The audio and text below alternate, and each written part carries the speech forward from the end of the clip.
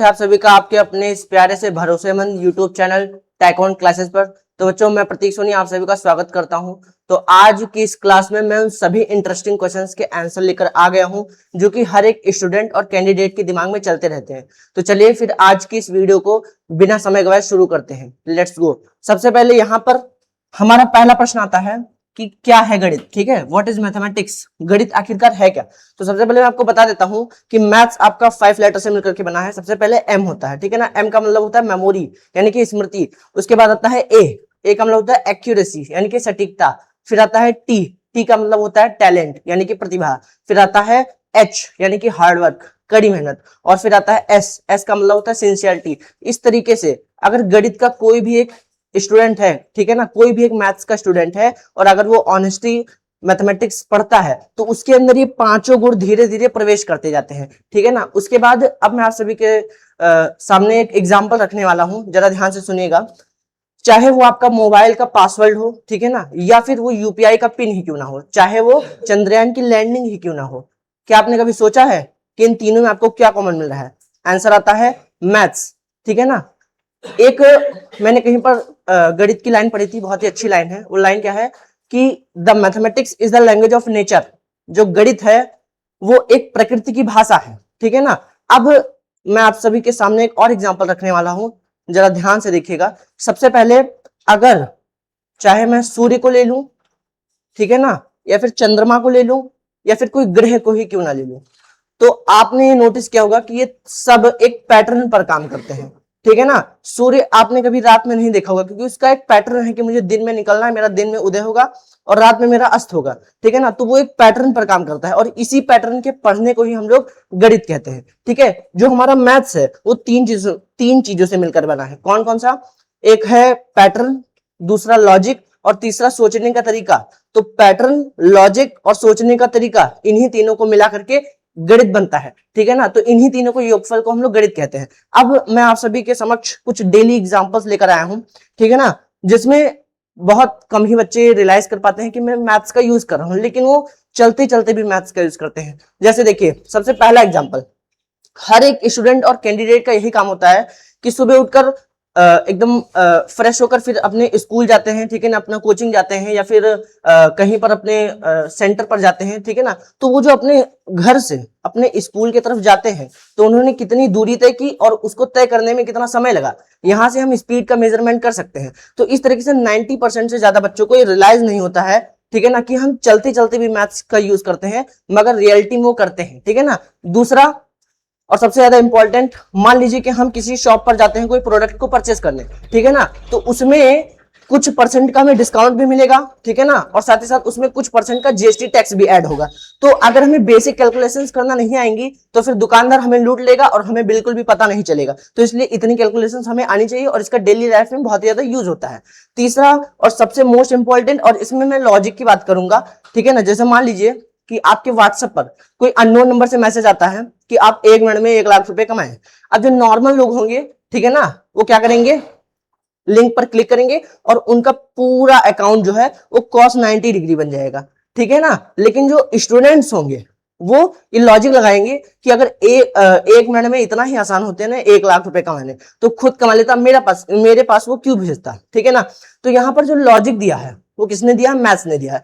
तो उम्मीद है, और इसके साथ मैं 2 लाइन भी बोलना चाहूंगा कि गणित है सोचने का विज्ञान जिसके हर सवाल के स्वरूप में है उसका समाधान। ठीक है ना। तो उम्मीद है कि आपको समझ में आ गया होगा। तो अब बढ़ते हैं अपने नेक्स्ट टॉपिक की तरफ। ठीक है ना। तो नेक्स्ट टॉपिक क्या है यहाँ पर कि गणित का हमारे जीवन में क्या महत्व है। ठीक है ना। हम बचपन से गणित पढ़ते आ रहे हैं, परंतु इसका हमारे जीवन में महत्व क्या है। तो चलिए फिर शुरू करते हैं एक एक करके। सबसे पहले समस्या समाधान। कोई सी भी छोटी से बड़ी प्रॉब्लम हो, ठीक है ना, हम बाय मैथ्स उसको सॉल्व कर सकते हैं। जो मैथ्स है ना वो हमारी प्रॉब्लम सॉल्विंग की कैपेसिटी को इंक्रीज करता है। ठीक है ना। दूसरा इसका महत्व क्या है? दूसरा महत्व निर्णय लेने में मदद।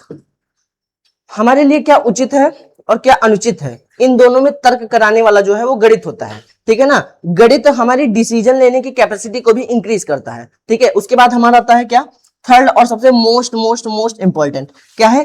कैरियर और भविष्य। जैसे आप लोग देखिएगा, कोई भी स्टूडेंट होते हैं या कोई कैंडिडेट होते हैं, उनका एक यही गोल होता है कि इन फ्यूचर हम कोई कॉम्पिटेटिव एग्जाम क्रैक करें और अपना लाइफ सेटल करें, ठीक है ना। तो उसको क्रैक करने के लिए ये तो आप सभी को भली बात ज्ञात होगा कि कोई भी लगभग कोई सा भी कॉम्पिटेटिव एग्जाम हो, लगभग हर एक कॉम्पिटेटिव एग्जाम में आपको मैथ्स सब्जेक्ट से मिलना पड़ेगा, ठीक है। और उसमें आपको एडवांस लेवल तक की जो मैथ्स की तैयारी है वो करनी पड़ेगी। आप कोई सा भी कॉम्पिटेटिव एग्जाम ले सकते हैं, जैसे यूपीएससी हो गया, ठीक है ना। उसके बाद आप यूपीपीसीएस ले सकते हैं, सीसैट ले सकते हैं, यूपी ट्रिपल एससी ले सकते हैं, नीट ले सकते हैं, एनडीए ले सकते हैं, एसएससी सीजीएल, कोई सा भी, लगभग हर एक एग्जाम में आपको मैथ सब्जेक्ट से मिलना पड़ेगा, ठीक है। और उसमें आपको एडवांस लेवल तक की तैयारी करनी पड़ेगी और वो तभी हो पाएगा, ठीक है, जब आप बेस से स्ट्रांग करेंगे, ठीक है ना। जब तक आप अगर कोई टॉप लेवल की सीढ़ी पर चढ़ाना चाहते हैं ना, तो सबसे पहले आपको पहले सीढ़ी से चलना प्रारंभ करना पड़ेगा, तभी आप टॉप लेवल तक पहुंच सकते हैं। इसी तरीके से अगर आपको एडवांस लेवल तक की तैयारी करनी है और एग्जाम को क्रैक करना है, तो पहले आपको बेसिक से स्ट्रांग करना पड़ेगा। इसलिए आप जिस भी क्लास में हैं अभी से अपने बेसिक को स्ट्रांग करना शुरू कर दीजिए। तो इस तरीके से हम यहाँ पर अपना कैरियर कोई भी कॉम्पिटेटिव एग्जाम क्रैक करके सेट कर सकते हैं।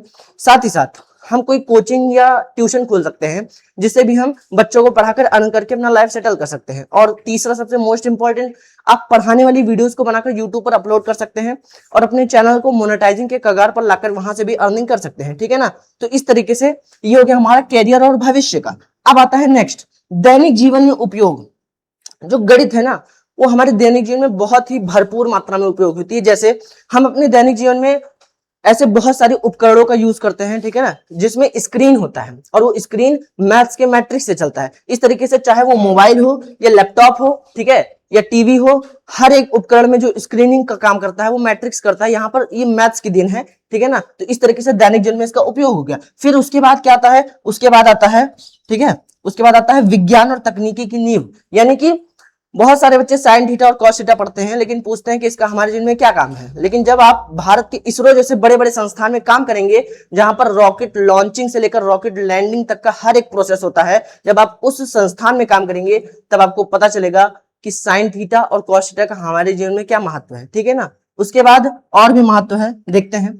फिर हमारे पास क्या आता है, बिल्डिंग का निर्माण।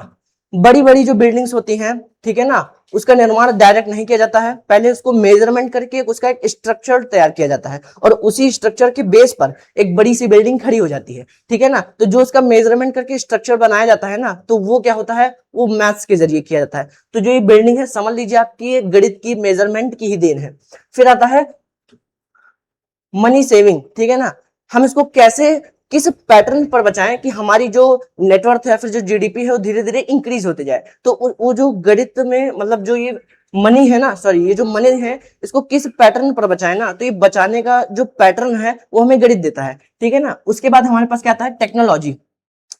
मैंने अभी आपको बताया कि कोई भी टेक्नोलॉजी ले लीजिए, ये गणित की ही देन है। जो इसकी स्क्रीन है सब मैट्रिक्स की देन है, ठीक है। उसके बाद डिस्काउंट क्या है, जैसे किसी भी आप शॉप पर जाते हैं, ठीक है, किसी भी शॉप पर आप जाते हैं, कोई भी प्रोडक्ट खरीदते हैं, कुछ आपको डिस्काउंट मिलता है, ठीक है ना। और साथ ही साथ कुछ जीएसटी टैक्स उस पर लग जाता है। तो इस तरीके से जो टोटल अमाउंट बनता है, इतना मेजरमेंट करना आना चाहिए, नहीं तो मैंने आपको अभी बताया था दुकानदार आपको लूट लेगा। रॉकेट लॉन्चिंग भी मैंने आपको बता दिया है, ठीक है, रॉकेट लॉन्चिंग भी मैंने आपको बता दिया है क्या, इसमें साइन थीटा और कॉस थीटा का भरपूर मात्रा में यूज होता है। तो चलिए अब शुरू करते हैं अपने नेक्स्ट टॉपिक की तरफ। उम्मीद है कि आपको गणित क्या है और इसका हमारे जीवन में क्या महत्व है, इन दोनों का उत्तर मिल गया होगा। तो चलिए अब शुरू करते हैं नेक्स्ट टॉपिक की तरफ, और वो टॉपिक क्या है, ठीक है ना। अब मैं आप सभी के समक्ष प्रस्तुत करने जा रहा हूं भारत के एक ऐसे महान और विख्यात गणितज्ञ जिन्होंने गणित के क्षेत्र में क्रांति ला दी, ठीक है, और उनका नाम है श्रीनिवास रामानुजन सर। इनका जन्म भारत देश के तमिलनाडु नामक राज्य में कोयम्बतूर नामक जिले के ईरोड नामक गांव में 22 नवंबर सन 1887 ईस्वी को एक ब्राह्मण के परिवार में हुआ था। इनके पिता का नाम क्या था, श्रीनिवास अयंगर, और माता का नाम कोमल तामल था, ठीक है ना। तो इन्होंने बचपन से ही एडवांस लेवल तक की प्रॉब्लम्स को सॉल्व करना शुरू कर दिया था। और ये बहुत ही इंटरेस्ट की बात है कि जब हम जोड़ घटाव गुणा भाग सीखते हैं, तब इन्होंने जो एडवांस लेवल की प्रॉब्लम्स है उनको सॉल्व करना शुरू कर दिया था। इन्होंने ऐसे ऐसे जो फॉर्मूलाज और थ्योरम्स, ऐसे ऐसे जो फॉर्मूलाज और थ्योरम्स दिए हैं, जिनकी मदद से आज घंटों के प्रॉब्लम्स कुछ सेकंडों में सॉल्व हो जाने हैं।